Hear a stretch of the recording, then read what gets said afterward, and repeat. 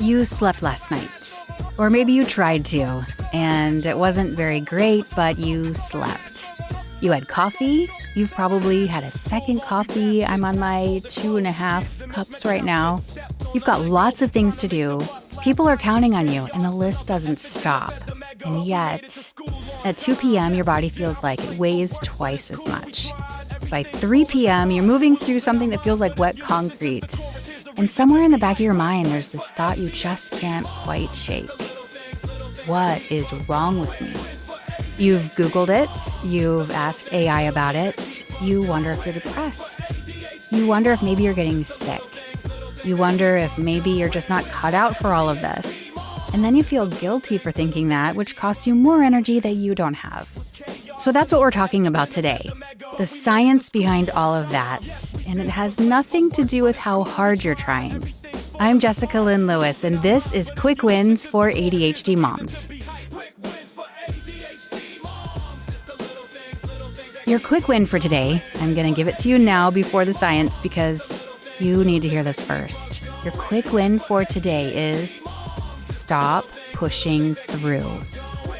That's it. That's the win for today. And you have my permission right now, from me to you, to just stop. Not because you earned it, not because you've done enough, but because pushing through is literally making your exhaustion worse. And I'm going to show you the science behind that in a minute. Your exhaustion is quite possibly neurological. It's not moral. It's not a character flaw. It's not evidence that you need to try harder. In fact, trying harder when your brain is already running on empty is like flooring the gas when you're out of fuel. You don't go faster. You just might damage the engine. So stop, take a breath. You're allowed to be here without powering through it. So let's talk about what's actually happening.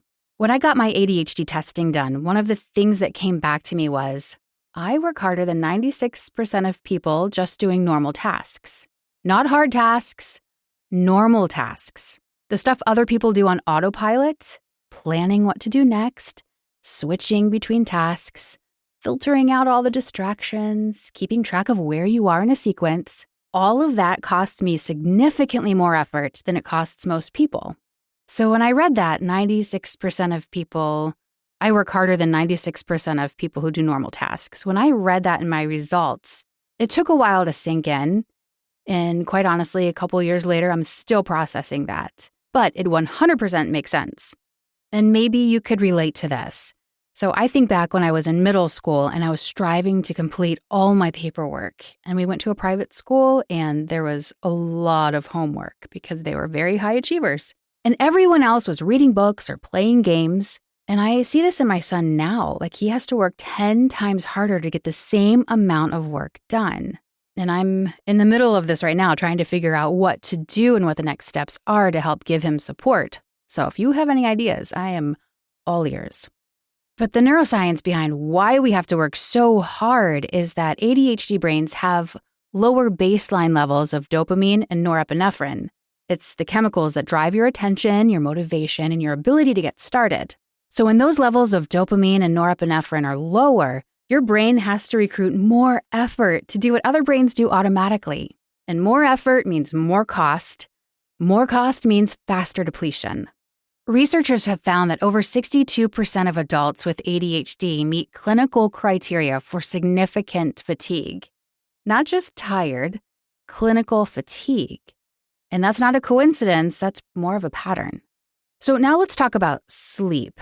Because I know you've thought about this, and probably at 3 a.m. when you wish you were sleeping. The ADHD brain has a circadian rhythm that runs approximately 90 minutes behind schedule.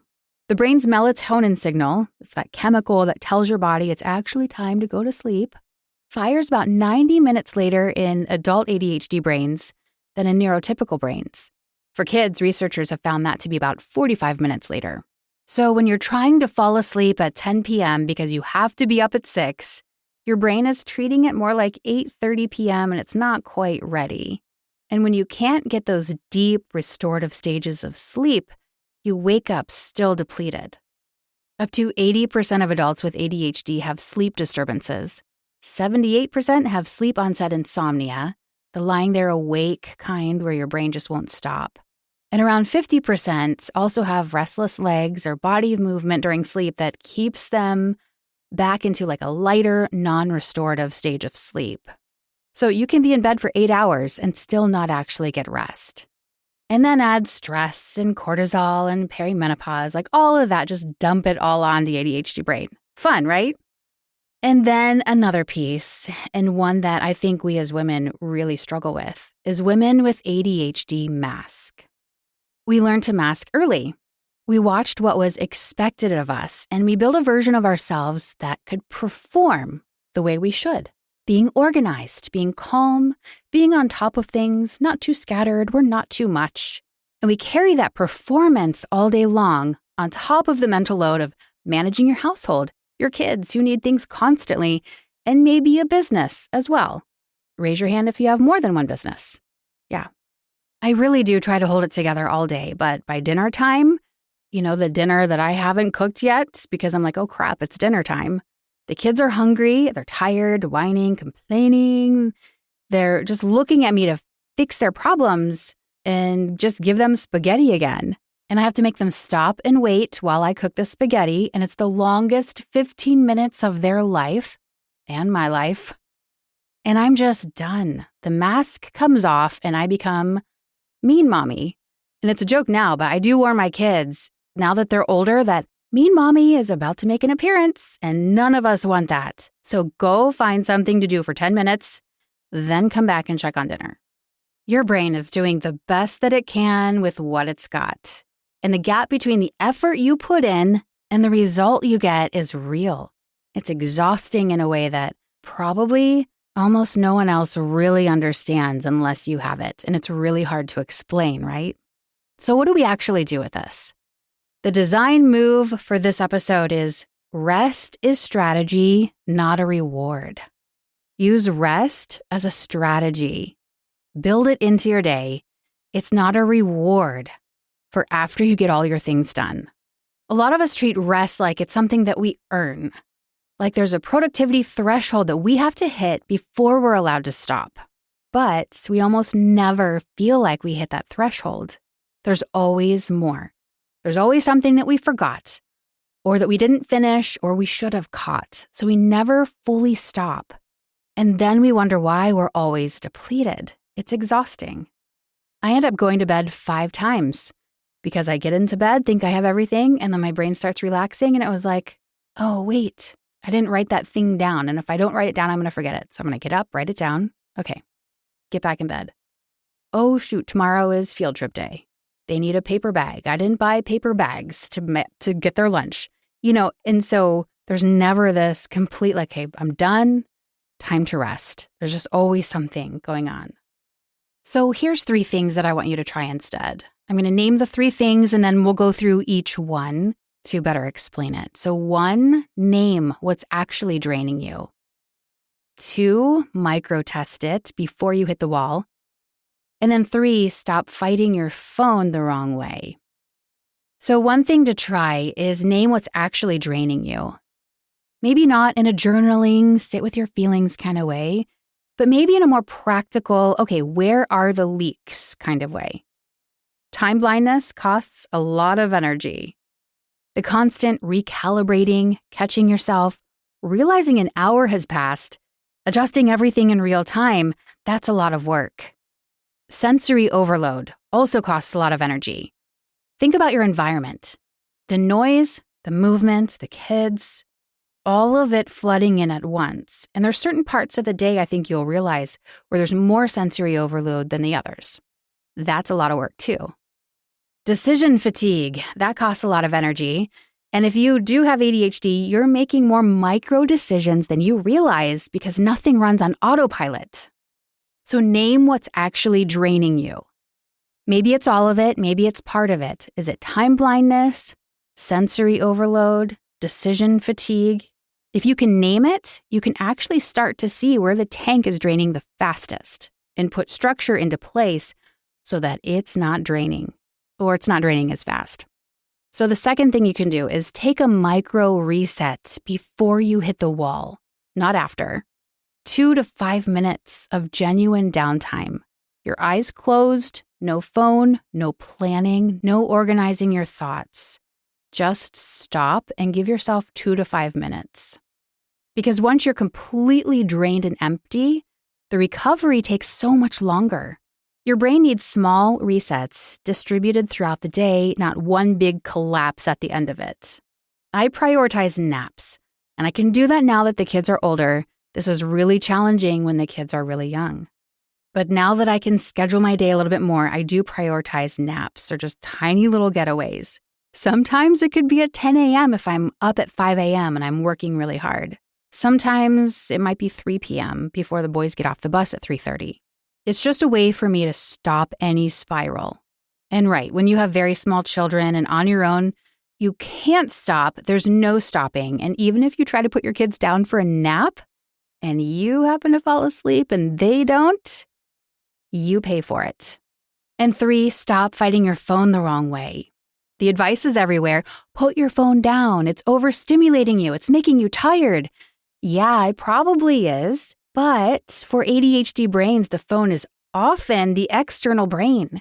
It's where your reminders live, your alarms, your lists, your Notion, your second brain. That's your scaffolding. That's your structure. So taking that away doesn't really create rest. It removes a coping tool and leaves a gap your brain has to fill some other way. But we also need to make sure that our phone is not a distraction. So in the coming weeks, I'm teaming up with a company created by Xtool. They have a Kickstarter campaign coming out, and I'm going to be telling you about that next week, so stay tuned. But the goal isn't necessarily less phone, it's more intentional phone. Use it when it works for you, but notice when it becomes a stimulation loop instead of a support. And those are 2 very different things. It's about being intentional with your phone use. Okay, so now let's just take a pause and take a minute to reflect and process all of this. Here's what I hear a lot. I just need to try harder. But you're already trying, and you're trying really hard, and you're probably working harder than 96% of the people around you just to keep up with normal things. And you think more effort is the answer.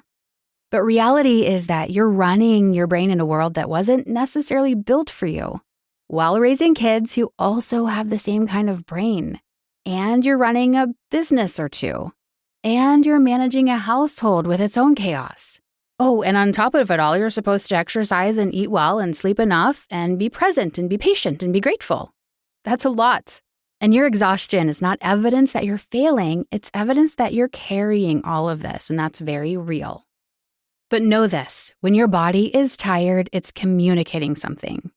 And the message isn't try harder. The message is, hey, this brain needs a little bit of different support. Not more effort, different support. You get to rest, and it's not as a reward for doing enough. It's as a strategy for continuing to show up at all. Here's your quick win one more time because I want you to remember this. I want it to stick. Stop pushing through. Not as surrender, but use it as a strategy. Your exhaustion is neurological. Your brain is working harder than most people's brains. And your body clock might be running that 90 minutes late. And you are carrying more invisible weight than anyone around you can probably see because you're really good at masking. So pushing harder into that doesn't help. It just deepens the debt. Rest is the answer. Use rest as a tool. Use rest as information. Use rest as feedback. Rest as something you choose on purpose, not something you collapse into when there's nothing left. Well, if you want a list of quick ADHD-friendly ways to actually refill your tank without needing an hour or a perfect environment, go grab my free dopamine hit list at theadhdmom.com. Short, practical, and built for your brain. That again is the dopamine hit list you can download for free at theadhdmom.com. Have an amazing week. I'll see you next time.